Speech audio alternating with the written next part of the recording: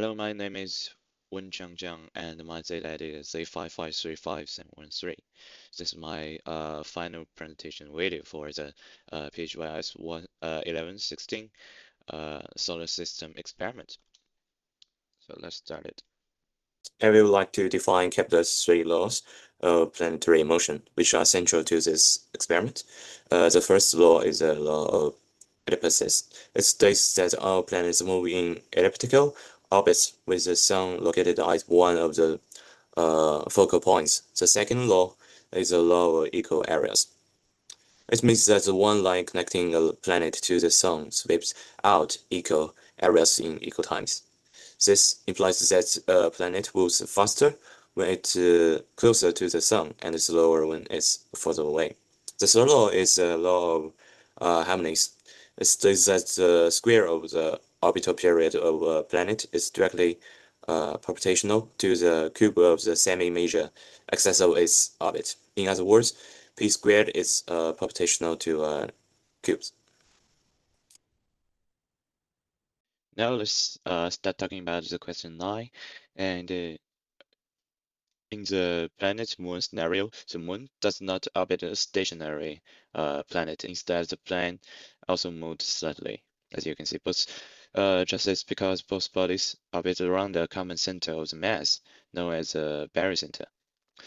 In my earlier star planet cases like question 1, question 4, and question 7, the barycenter was deeply inside the star because the star is far more massive than the planet, so the star appears almost still.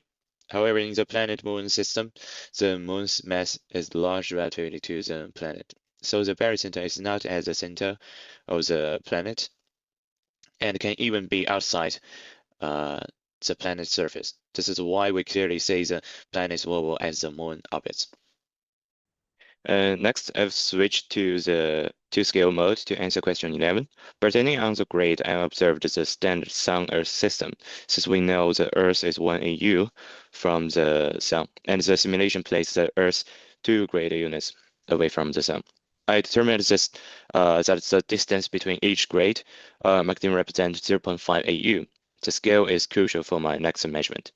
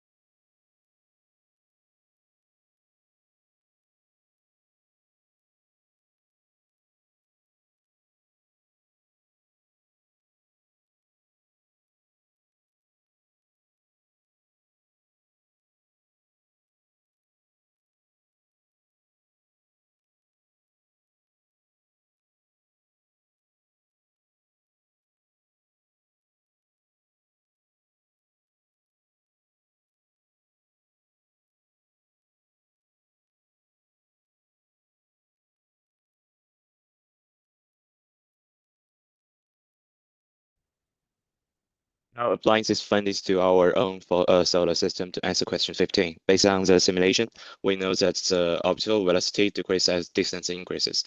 Therefore, I expect Mercury to have the fastest orbital velocity because it's the closest planet to the Sun, where the gravitational pull is the strongest.